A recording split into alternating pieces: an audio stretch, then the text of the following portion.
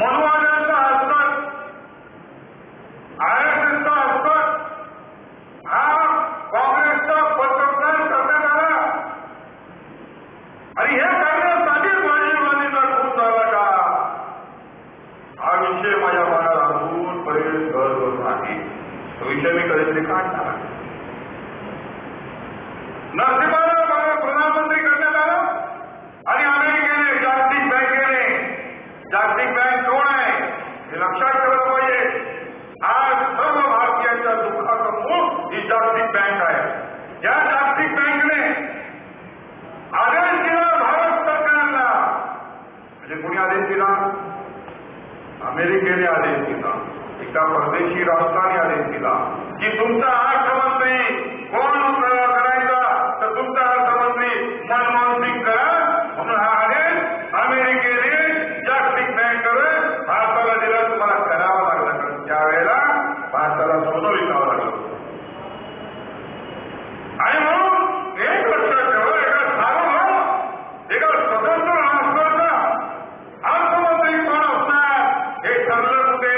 हे भारतीय लोकांनी, तुम्ही लोकशाहीतल्या राजांनी ठरवलं नाही, तर वॉशिंग्टनच्या दिल्लीमध्ये ठरवण्यात आलं की भारताचा अर्थमंत्री कोण होईल आणि आज भारताचा प्रधानमंत्री कोण होईल हे ठरवण्यात आलं. वॉशिंग्टनच्या दिल्लीमध्ये या शिर्डीच्या गावामध्ये ठरवण्यात आलं नाही. आणि हे खरं संघर्ष आहे. मी 2004 ला सोनिया गांधींना विरोधी केली. सोनिया गांधीला 3 वर्ष सचिव होतो. हे विखे पाटील वगैरे ह्याला काँग्रेसमध्ये आम्ही घेतलेला त्या काळात. त्याला विरोधी केली की मनमोहन सिंगला प्रधानमंत्री करू नका, नाही तर हे देश रिपोर्ट टाकेल. आणि तुम्ही बघताय आता काय झालेलं आहे. परवा बातमी आली, त्याच्याबद्दल मी सविस्तर सांगणार आहे. पण मी राजकारणात आलो आणि जग बदललं होतं, काँग्रेस बदलले होते. काँग्रेस पुंजीवादाची, भांडवलदारांची, म्हणजे श्रीमंतांची पार्टी होऊन गेली होती. खाजगीकरण, जागतिकीकरण या देशामध्ये लागू करण्यात आलं होतं. आणि तुम्हाला माहिती आहे, त्यावेळेला बाबरी मस्जिद पाडण्यात आली. बाबरी मस्जिद पाडताना हे लोक काय सांगितले? तुमच्या गावामध्ये आले, विटांचं पूजन केलं, तुमच्याकडनं नोटा घेतल्या आणि सांगितलं की मस्जिद पाडून मंदिर वही बनायची. मंदिर तिथे बनवणार. तर मंदिर बनवलं का? बाबरी मस्जिद पाडली, हे सत्तेवर आले, पण मंदिर बनवलं का? मंदिर बनवलं नाही. का मंदिर बनवायचं होतं आणि 6 दिवस अजूनही मी भाषण केलं होतं लोकसभेत. हे मस्जिद बांधणार आहे पण मंदिर बांधणार नाही. तर हिला काय करायचं होतं? हिंदू मुस्लिम द्वेष भावना निर्माण करून पुन्हा एकदा या भारतामध्ये नवीन ईस्ट इंडिया कंपनीचं राज्य स्थापन करायचं होतं. इंग्रजांनी हिंदू मुस्लिम द्वेष भावना निर्माण करून देश एकदा तोडला. पुन्हा या देशाला तोडण्याचं काम ते घडलं, ते गोऱ्या लोकांनी केलं. आणि मी तुम्हाला आता सांगतो की ज्या ज्या वेळेला या देशाला ही विकलं आहे, त्या त्या वेळेला यांनी बॉम्बस्फोट केलेला आहे. परवा हैदराबादमध्ये बॉम्बस्फोट झाला. पत्रकारांनी मला फोन केला, विचारला बॉम्बस्फोट कोणी केला? मी म्हटलं हा बॉम्बस्फोट सरकारने केला. आज देखील म्हणजे मी हे जाहीरपणे सभेत बोलतोय, बॉम्बस्फोट सरकारने केला. अरे पत्रकार म्हणायचं असं बॉम्बस्फोट सरकार करते का? म्हटलं हो, मी पण बॉम्बस्फोट केलेला आहे. तुम्ही काय धंद्यावर होतो ना, ते गुप्त झालं 4 वर्ष काढलेले आहे. त्यामुळे आणखी दिल्लीत सगळी माहिती आहे. आणि कोणीतरी टाटा बिर्ला अंबानीचा माणूस जो सर्व पक्षाचा मालक आहे, हा एक विषय लक्षात ठेवा. इथे कोण नाही पक्ष,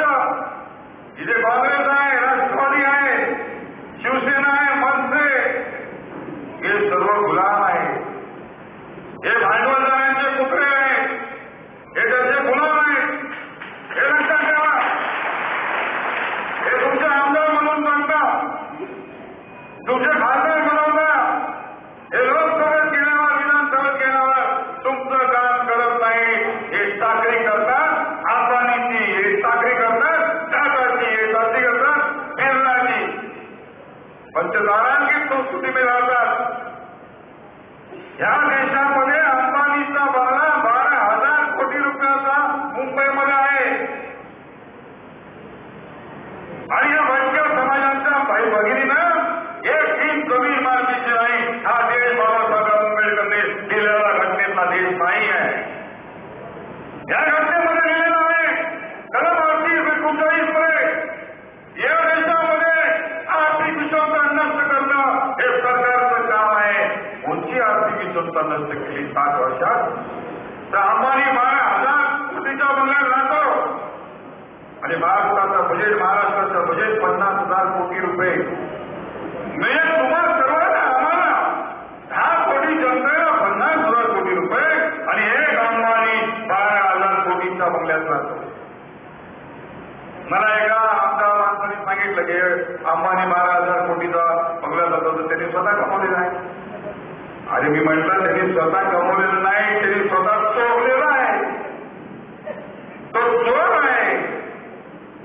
कसा चोर आहे? कारण 2Gचा भ्रष्टाचार माहित नाही तुम्हाला. 2 लाख कोटी रुपयाचा भ्रष्टाचार. 1 लाख कोटी काय आहे तुम्हाला कळत नाही. भारताचं बजेट 15 लाख कोटी रुपये गेल्या वर्षी होतं. एवढं तुम्हाला सांगतो. त्यावरून कळेल की ह्या लोकांनी 2 लाख कोटी खाल्ले. कुणी? टाटानी आणि अंबानी 30 कोटी रुपये लाच दिल्याचं सिद्ध झालं. पण ह्याला कोणी पकडले नाही. कारण श्रीमंत लोकांना प्रामाणिक अधिकारी आमच्या नितीनराव सारखे चालत नाही. या श्रीमंत लोकांना भ्रष्ट अधिकारी पाहिजे आहे. म्हणून पूर्ण शासन व्यवस्था भ्रष्ट करून टाकलेली आहे. कारण ह्यानं पैसा कमवायचा आहे, ज्यानं जमिनीला जायचे. 100 एकर जमीन शेतकऱ्यांवर तर सिलिंग लावली, पण अंबानीला 100 एकर 200 एकर 1000 एकर जमीन घेता येते, टाटाला घेता येते. ह्या व्यवस्थेसाठी हे केलेलं आहे. आणि म्हणून मी तुम्हाला सांगतो शिवराज्य पक्षाचा नारा आहे. शिवराज्य पक्षाचा नारा आहे की जोपर्यंत प्रत्येक कुटुंबाला 500 स्क्वेअर फीटचं घर मिळत नाही. किती लोकांचं 500 स्क्वेअर फीटचं घर आहे? हात वर करा. कोण करत नाही? 500 स्क्वेअर फीटचं घर किती लोकांचं आहे? हात वर करा. आणि काही लोकांचं तरी असेल ना. एवढी झाला की किती परिस्थिती आहे का आपली? 1 2 3 4 5 6 7 8 9 10 11 12 13 14 15 16 17 या 1,500 लोकांमध्ये 17 18 20 आणि माझी पण आहे 12 एवढ्या लोकांची 500 स्क्वेअर फीटचं घर आहे. आणि अंबानी राहतो 27 मजली इमारतीमध्ये. किती लिफ्ट आहेत? 9 लिफ्ट आहेत, 3 हेलिपॅड आहे, सर्व एअर कंडिशन आहे. आणि राहतात किती लोक? 2.5 लोक राहतात. तर तुम्ही बघितला नवरा बायको आणि तो एक पती आणि 4 कुत्रे राहतात. तेही एअर कंडिशन बेडरूम मध्ये. हे लक्षात ठेवा. आणि इकडे भटक्या समाजाला 1 इंच जमीन द्यायला सरकार तयार नाही. हा खरा संघर्ष आहे. मी शिवराज्य पक्षाचा अध्यक्ष या लोकांनी बोलतो. शिवराज्य पक्ष जसं छत्रपती शिवरायांनी गरिबातल्या गरिबांना नाही दिलं, त्याचप्रमाणे शिवराज्य पक्ष जो गरिबातला गरीब घटक आहे, जो शोषण घटक आहे, जो आजचा भटका समाज आहे, आजचा आदिवासी आहे, त्याला न्याय देण्यासाठी वाटेल तो संघर्ष करायला तयार आहोत हे मला मुद्दाम सांगायचं. आणि म्हणून बाबी मस्जिद पाहिली. अमेरिकन रायवरती आणायला हैदराबादमध्ये बॉम्ब ब्लास्ट केला. कुणी केला? सरकारने केला. असं मी काय सांगतो? कारण 300 कोटीची लाच घेण्याचं सिद्ध झालं होतं. वेस्टर्न हेलिकॉप्टर, वेस्टर्न नावाची इंग्लंडची कंपनी आहे, तिने हेलिकॉप्टर संरक्षण खात्याला विकले. त्या 300 कोटीची लाच घेण्याचं इटलीच्या कोर्टमध्ये सिद्ध झालं की त्याच्या मालकाला तुरुंगात पाठवलं. आता हे 300 कोटीची चर्चा लोकसभेच्या पहिल्या दिवशी होणार होती. त्याच दिवशी बॉम्बला हैदराबादला गेला आणि ही चर्चा संपून गेला. लोक विसरले. आपल्याला माहिती आहे म्हणून सांगायचं आज सरकार नावाची चीज सुद्धा नाही. तुम्हाला माहिती आहे उत्तराखंडमध्ये काय झालं की इतके लोकांनी भुवाबाजी केली, इतकी पाप केली की देव सगळं ठोकले आणि एवढा मोठा पूर आला की वाहून गेले. त्यावेळेला मला सैनिकांनी विचारलं की साहेब आम्ही सैनिक नसते तर उत्तराखंडमध्ये काय झालं. मी म्हटलं 1 लाख लोक मेले असतील. माझ्या जनरल कारण मी त्याला त्यांच्याशी संबंधित होतो.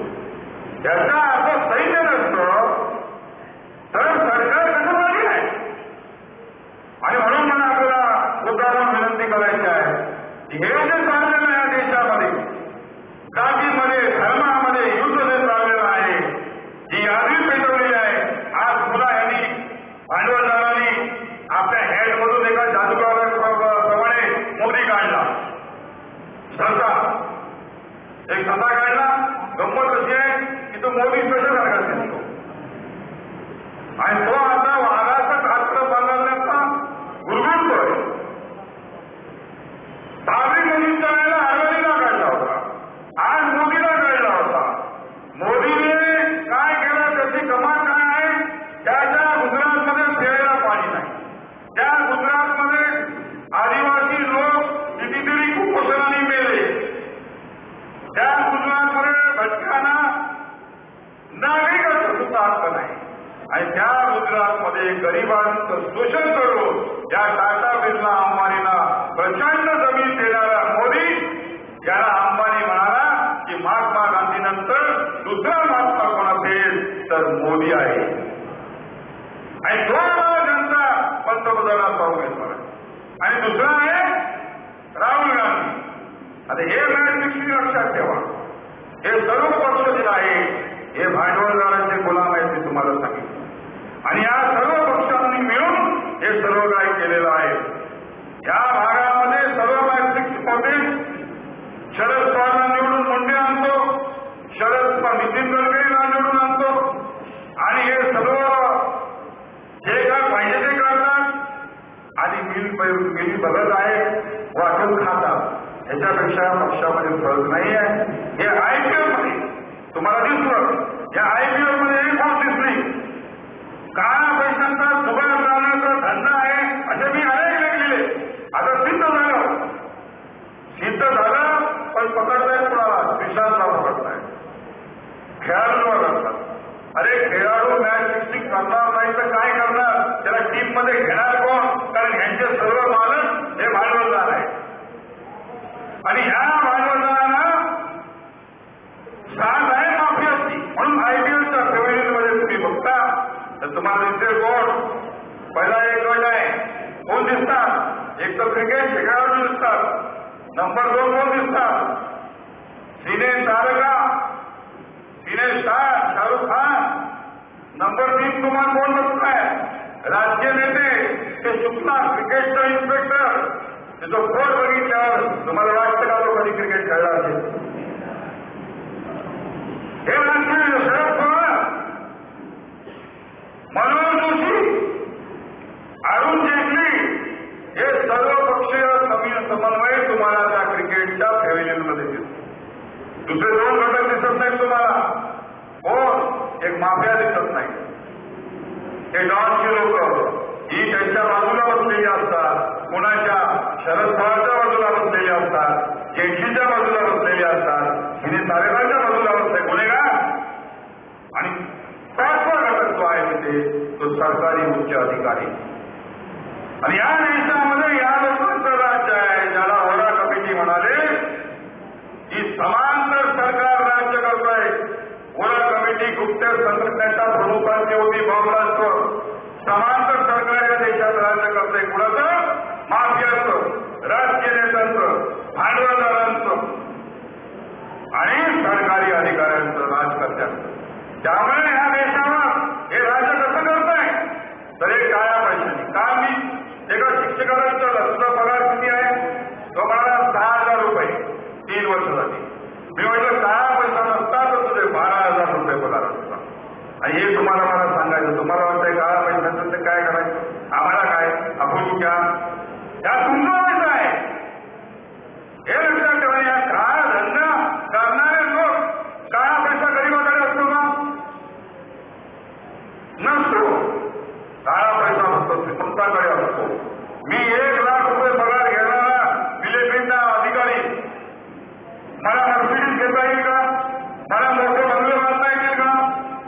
हे कदापि शक्य नाही.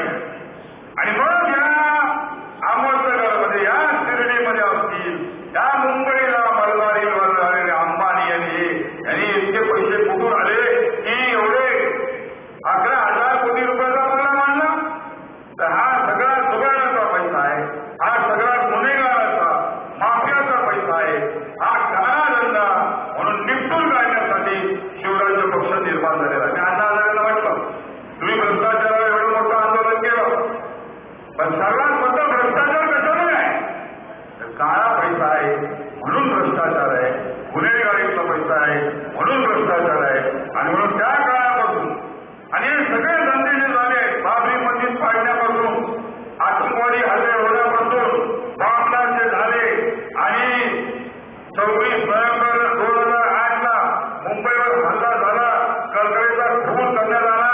हे सगळं कोणी केलं? तर या माफिया टोळींनी या काळ्या पैशाचा वापर करून हा दहशतवाद आलेला आहे. आम्हाला मूर्ख बनवण्यासाठी, आम्हाला धुंदून ठेवण्यासाठी सुधीर सावंतने 2,500 दहशतवाद्यांना एका दिवसात सरेंडर केलं होतं. आणि या सर्व 8,000 मुसलमानांची फौज काश्मीरमध्ये बनवली आणि दहशतवादावरती फूट काढला. आणि म्हणून मला आपल्याला सांगायचं, छत्रपतींचा शिवराज्याचा संकल्प करण्याची संकल्पना अंमलबजावणी करणार. आणि त्या संकल्पात सर्व प्रथमेत या देशाची जात भात नष्ट केली पाहिजे. जातीचा अंत हे बाबासाहेब आंबेडकरांनी लिहिलेला ग्रंथ आहे, हे आपलं उद्दिष्ट आहे. हे जाती जाणीवपूर्वक निर्माण केले कष्टकारी समाजाला वेगळं ठेवण्यासाठी. आणि म्हणून ज्याप्रमाणे छत्रपती शिवरायांनी 18 भगत जाती जमाती एक केल्या, तुम्हाला माहिती आहे अफजल खानाला वेगाला शिवाजी महाराज केले. त्यावेळेस शिवाजी महाराजांवर 6 बॉडीगार्ड होते, त्यातले 2 मुसलमान होते. आणि अफजल खान बरोबर 6 बॉडीगार्ड होते, त्यातले 2 मराठा होते, मोहिते. अफजल खानाचा वकील त्यावेळेला कृष्णाजी भास्कर कुलकर्णी आणि शिवाजी महाराजांचा वकील काझी ऐनाथ. आणि म्हणून मला तुम्हाला नम्रपणे सांगायचं आहे की छत्रपतींच्या शिवराज्यामध्ये सरचित्रास आणि धर्म हे एकसंघ होते, हे एकत्र राहिले होते आणि त्यातूनच ते शिवराज्य निर्माण होतं. तो आपला पहिला उद्दिष्ट आहे. आणि नंबर 2, शेतकऱ्याला जमीन देणारा राजा जगातला पहिला.